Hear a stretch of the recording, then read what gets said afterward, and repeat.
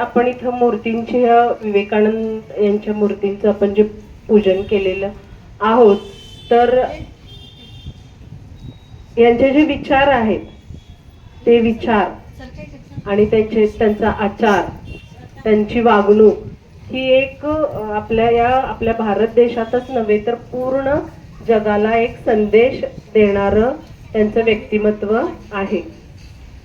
आणि आता जी आपण प्रार्थना म्हटलो तर त्या प्रार्थनेमध्ये बघा, पहिली जी प्रार्थना आहे काय आहे ओळ तिचे? जय रामकृष्ण जय रामकृष्ण. तर ते त्यांचे जे गुरु होते, ज्यांनी गुरु मानलेलं होतं विवेकानंदांनी, ते रामकृष्ण परमहंस, त्यांना ते वंदन केलेलं आहे आपण त्या प्रार्थनेमध्ये. त्याच्यानंतर दुसऱ्या कडव्यात काय आहे सांगा?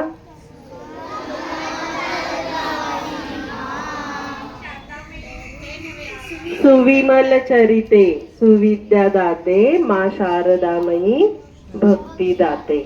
तर त्या त्यांच्या गुरुमा आहेत. त्यांच्या कोण आहेत?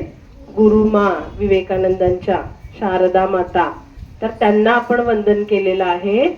आणि त्याच्यानंतर तिसऱ्या कडव्यात काय आहे बघा, शेवटला एकदम,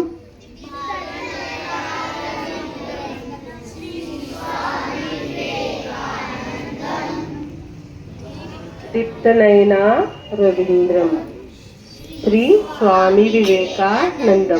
आणि शेवटच्या ह्याच्यामध्ये आपण विवेकानंदांना आपण वंदन केलेलो आहोत.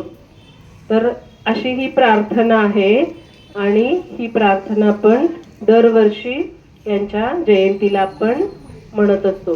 आता इथं विद्यार्थ्यांनी बघा, आपल्या दुसरीच्या, तिसरीच्या, 5वी, 6वी, 7वीच्या विद्यार्थ्यांनी आपल्याला इथं त्यांच्याविषयी माहिती सांगितलेली आहे. विवेकानंदांची माहिती सांगितलेली आहे, जिजाऊ मातांची माहिती सांगितलेली आहे. तर हा 12 जून हा युवा दिन म्हणून सुद्धा पूर्ण देशभर आपण साजरा करतो.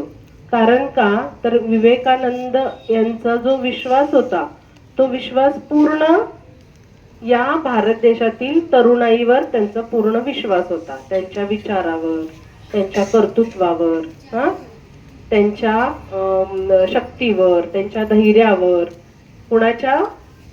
युवकांच्या, तरुणांच्या.